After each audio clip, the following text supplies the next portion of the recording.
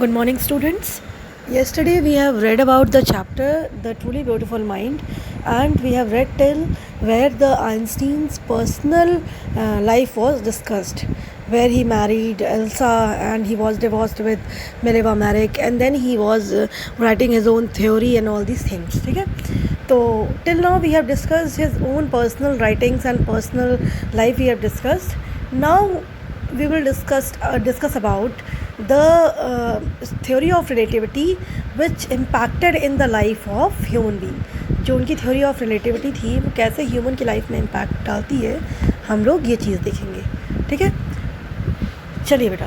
तो moving on to the paragraph, that is 12th paragraph. Just read the paragraph. Einstein's new personal chapter coincided with his rise to world's fame. In 1915, he had published his general theory of relativity, which provided a new interpretation of gravity. An eclipse of sun in 1919 brought proof that it was accurate. Now, Einstein का personal chapter जो था बेटा, वो उसकी world rise fame में कॉन्साइड कर रहा था. दैट मीन्स कि उसका जो पर्सनल लाइफ में चीज़ें चल रही थी, वो प्रोफेशनल लाइफ में चीज़ें चल रही थी, वो साथ में ही दोनों मूव कर रही थी. पर्सनल लाइफ थोड़ी सी रैवलिंग थी, मतलब थोड़ी सी प्रॉब्लम में थी, थोड़ी पेनफुल थी, और प्रोफेशनल लाइफ में ही was very fameful and नेमफुल.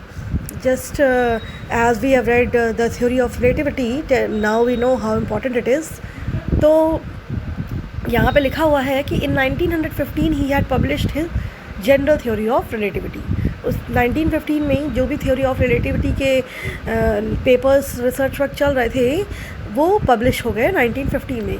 And you know कि 1919 में ही गॉट डिवोर्स्ड. तो उसी 1919 आते आते ही एक्लिप्स जो सन का है, ठीक है, तो वो कितना एक्यूरेट है, कितना नहीं एक्यूरेट है, क्या है एक्लिप्स ऑफ सन, होता है किस मेजरमेंट के साथ, और बहुत सारी ऐसी उसके कैलकुलेशंस थे.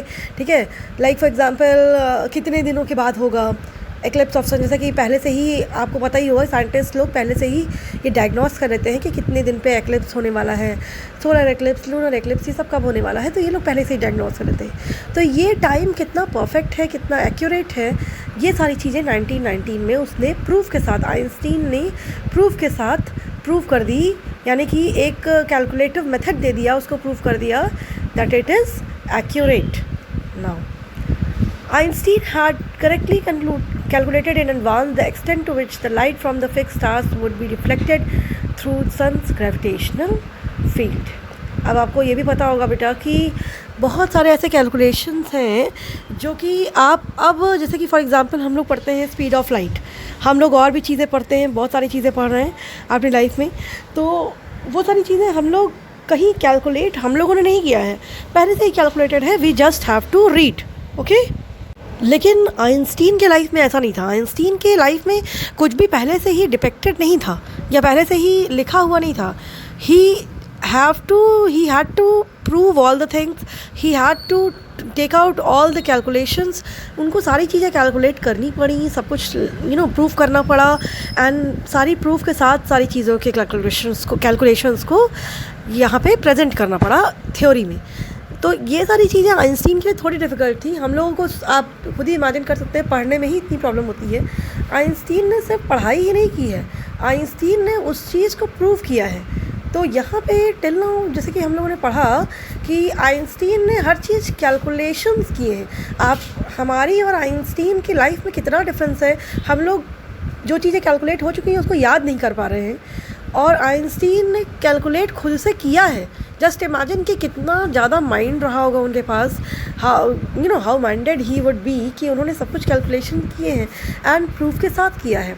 तो उन्होंने ये भी कैलकुलेट किया बेटा कि कितनी सन की लाइट जो है या स्टार्स की लाइट जो है वो कितनी देर में अर्थ पे पहुंचती है और कितनी देर में अर्थ से डिफ्लेक्ट हो जाती है, कितना टाइम पीरियड लगता है. ये सारी चीज़ें ग्रेविटेशनल फील्ड में उनको, उन स्टार्स की लाइट को आने में कितना टाइम लगता है, या ग्रेविटेशनल फील्ड से कितने टाइम में डिफ्लेक्ट हो जाती हैं, ये सारी चीज़ें उन्होंने प्रूव की, कैलकुलेट की. ठीक है, तो ये सारी जो भी आपने ऊपर भी पढ़ा, general theory of relativity, eclipse of sun, फिर extent of the that distance between the stars and the earth, तो ये सारी चीज़ें उन्होंने सब कैलकुलेट की और ये उनके बहुत बड़ी फाइंडिंग्स में से कुछ एग्जाम्पल हैं। ऐसे ही बहुत उन्होंने फाइंडिंग्स किए हैं, बट ये कुछ एग्जाम्पल्स यहाँ पे आपको दिए हैं। इनके इन्हीं सारे वर्क की वजह से इतने रिवॉल्यूशनरी वर्क थे कि इनके वर्क को एक साइंटिफिक रेवोल्यूशन के नाम से प्रोक्लेम कर दिया गया newspaper. Okay, I think you must be getting the point कि इन्होंने इतने ज़्यादा हैवी वर्क किए थे, इतने ज़्यादा हैवी टास्क किए थे, इतना कॉम्प्लिकेटेड वर्क किया था जो शायद कोई और नहीं कर पा रहा था, एंड विथ प्रूफ किया था कि कोई उस पर क्वेश्चन ना लगा पाए। और इनके इन्हीं सारे वर्क की वजह से बेटा एक पेपर ने, न्यूज़पेपर ने इनका काम जो है वो साइंटिफिक रिवॉल्यूशन के नाम से प्रेजेंट किया, प्रोक्लेम किया आप कह सकते हैं। न्यूज़पेपर में इनका जो वर्क है वो साइंटिफिक रिवॉल्यूशन के नाम से प्रोक्लेम हो गया। Okay, now moving on to the 13th paragraph बेटा। Einstein received the Nobel Prize for Physics in 1921. He was showered with honors and invitations from all over the world and lauded by the press. Einstein को Nobel prize मिला physics में 1921 में, and उनको उनको honours, invitations सारे world से, उनको respect करने के लिए, उनको ऑनर करने के लिए लोग उनको बुलाने लगे सारे वर्ल्ड से। तो इनविटेशंस उनके पास एक बंच में या कह सकते हैं बल्क में आ रहे थे। And he was loaded by the press, यानी कि जो मीडिया होती है, जो न्यूज़पेपर प्रेस होता है, उससे वो एकदम घिरे हुए थे। हमेशा प्रेस उनके अगल बगल, यानी कि उनके कोई ना कोई ऐसी फाइंडिंग होती ही थी कि प्रेस उसको पेपर में निकालने के लिए, यानी मीडिया उसको पेपर में निकालने के लिए, न्यूज़पेपर में प्रिंट करने के लिए परेशान रहता था। तो ये अब देखिए, आप फिर देख रहे होंगे बेटा 3 पॉइंट्स हैं। तो टिल नाउ अब ये जो छोटा सा पैराग्राफ है 12th to 13th पैराग्राफ, यहाँ पे हम लोगों ने उनके एक छोटे से ग्लांस में देखा कि उनका करियर कैसा रहा है। करियर मतलब उनका वर्क कैसा रहा है, उनका सारी चीज़ें, और भी मतलब उन्होंने कितना वर्क किया है, क्या क्या काम किए, कहाँ कहाँ उनकी सारी फाइंडिंग्स को प्रिंट किया गया है, सारी चीज़ें आपको बताई गई हैं अभी ऊपर के 2 पैराग्राफ में। अब हम लोग चलते हैं कि उन्होंने एक पॉलिटिकल फॉर्म में कितना अचीवमेंट किया है, हम लोग वो चीज़ पढ़ेंगे। तो moving on to the 14th paragraph बेटा। When the Nazis came to power in Germany in 1933, Einstein emigrated to the United States. 5 years later, the discovery of nuclear fission in Berlin had American physicists in an uproar. Many of them had fled from fascism, just as Einstein had, and now they were afraid the Nazis could build and use an atomic bomb. Now बेटा, आपको तो पता ही है कि Einstein belong to Germany. तो German cities में जब Nazis power में आए, ठीक है, तो सारे लोग वहाँ पे एमिग्रेट कर रहे थे दूसरे कंट्रीज़ में, क्योंकि भाई नाजीज़ के पास बहुत पावर थी एंड नाजीज़ पूरा कैप्चर कर रहे थे, तो लोग भाग रहे थे वहाँ से। अब आइंस्टीन भी एमिग्रेट कर गए यूनाइटेड स्टेट्स, वहाँ पे वो आइंस्टीन भी चले गए। अब हुआ क्या, 5 years later, the discovery of nuclear fission in Berlin had American physicists in uproar.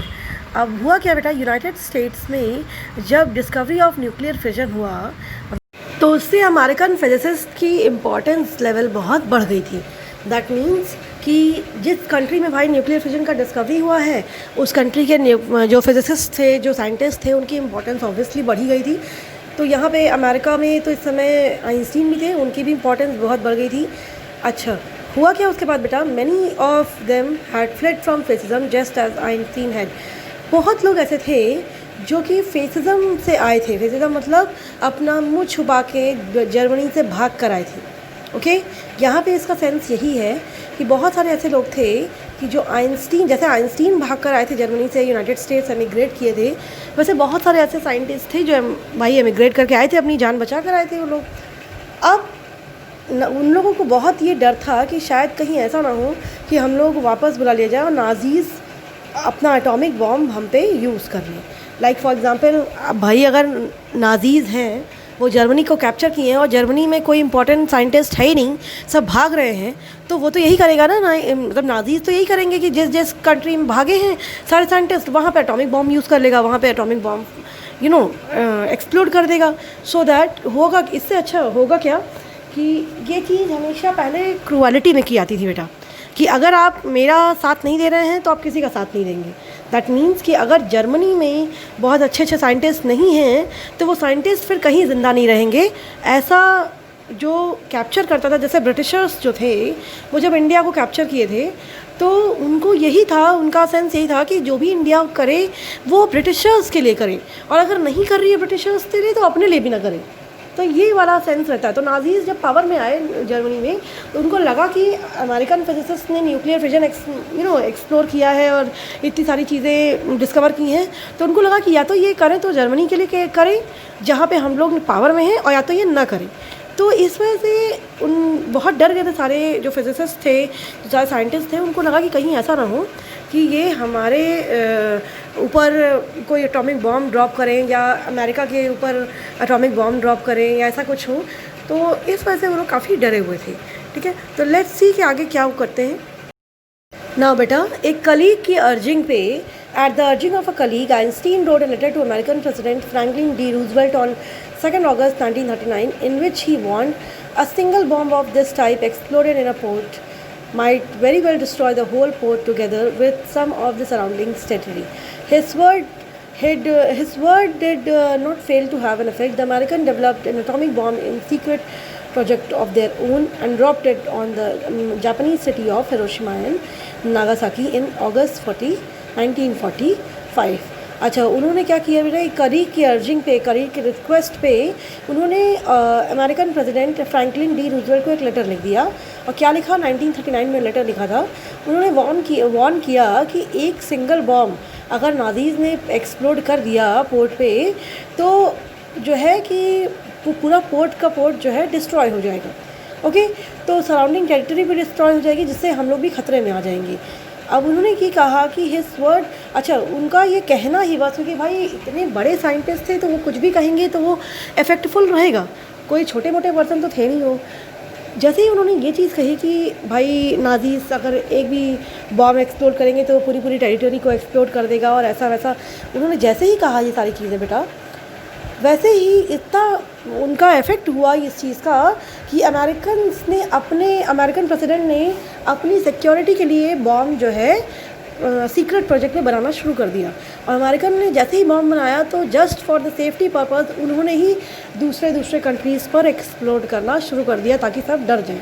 अच्छा देखो, जैसे कि फॉर एग्ज़ाम्पल मैं तुमको एक बहुत ही सिंपल से एग्ज़ाम्पल से ये चीज़ समझा रही हूँ।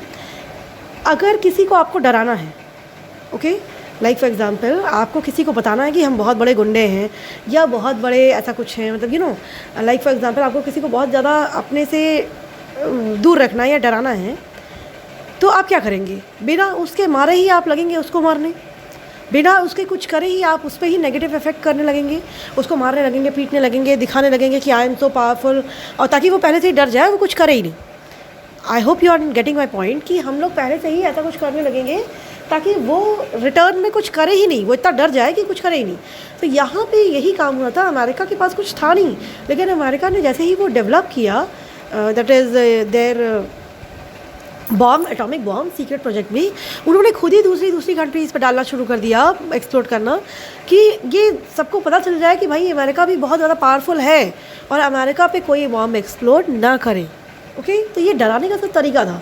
तो सबसे पहले जो बॉम्ब एक्सप्लोड किया गया वो किया गया हिरोशिमा और नागासाकी में 1945 में। अब Einstein was deeply shaken by the extent of destruction. This time he wrote a public missive to the United Nations. In it he proposed the formation of a world government. Unlike the letter to Roosevelt, this one made no impact. अब क्योंकि भाई इतना बड़ा destruction हो गया Hiroshima Nagasaki, आपको पता ही होगा, इतना बड़ा डिस्ट्रक्शन हो गया, और आइंस्टीन के कहने की वजह से, आइंस्टीन के स्टार्टिंग इनिशिएट करने की वजह से इतना बड़ा डिस्ट्रक्शन हो गया। तो इस वजह से उन्होंने क्या किया, अच्छा जब उनको भी ये डिस्ट्रक्शन बिल्कुल अच्छा तो लगा नहीं, आइंस्टीन को खुद ही बहुत बुरा लग रहा था, he was deeply shaken, he was very feeling very bad for after this destruction. तो उन्होंने क्या किया, एक पब्लिक मिसाइव लिखा। पब्लिक मिसाइव मतलब बेटा ऑफिशियली लॉन्ग लेटर जिसको आप कहते हैं, मतलब ये कह लीजिए कि उसको कोई भी पढ़ पाएगा।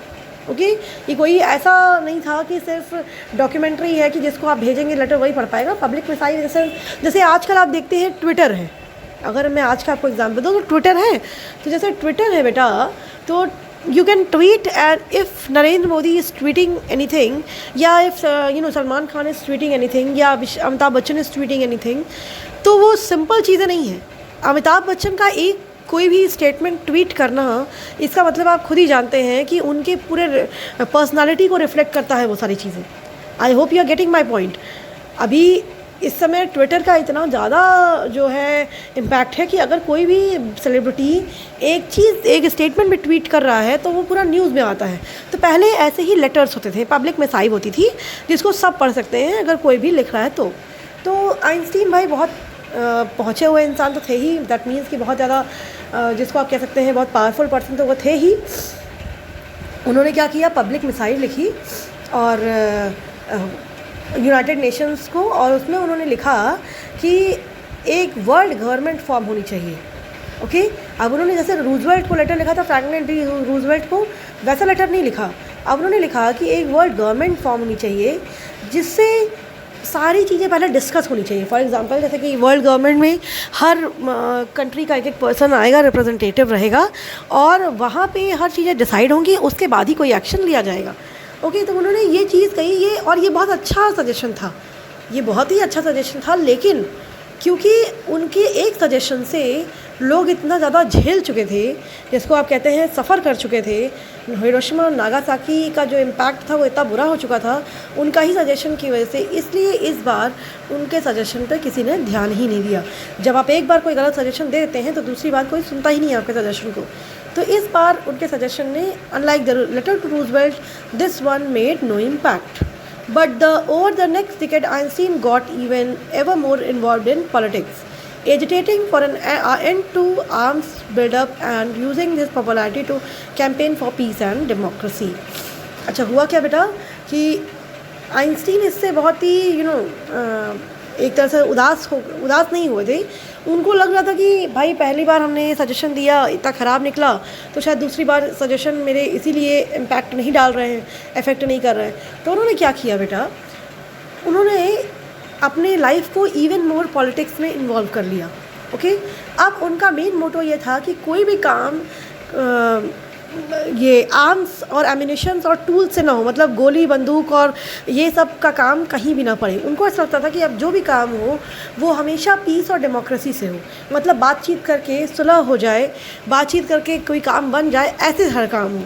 अब उनके मन में ये सारी चीज़ें, अब उनके माइंड में ये सारी चीज़ें नहीं थी कि कोई भी काम के लिए हम लोग आर्म्स या टूल्स या गन या AK-47 इन सब का यूज़ करेंगे. तो ये सारी चीज़ें कहीं ना कहीं उनके माइंड से हट गई थी, और उनका मेन मोटो ही यही था लोगों को बताना कि अब जितने भी काम होंगे वो कहीं ना कहीं एक पीस और डेमोक्रेसी के फॉर्म में ही होंगे. उन्होंने अपनी पॉपुलैरिटी को, उनकी पॉपुलैरिटी तो बहुत थी, ये तो आपको पता ही चल गया होगा अब तक चैप्टर में. तो उन्होंने अपनी पॉपुलैरिटी को यूज़ किया और लोगों को समझाया कि काम जितना ज़्यादा शांति से हो जाए, जिसमें अच्छाई है, उतना आर्म्स और एम्यूनिशंस को यूज़ करके कोई अच्छाई नहीं है. Now बेटा moving forward, when Einstein died in 1955 at the age of 76, he was celebrated as a visionary and world citizen as much as a scientific genius.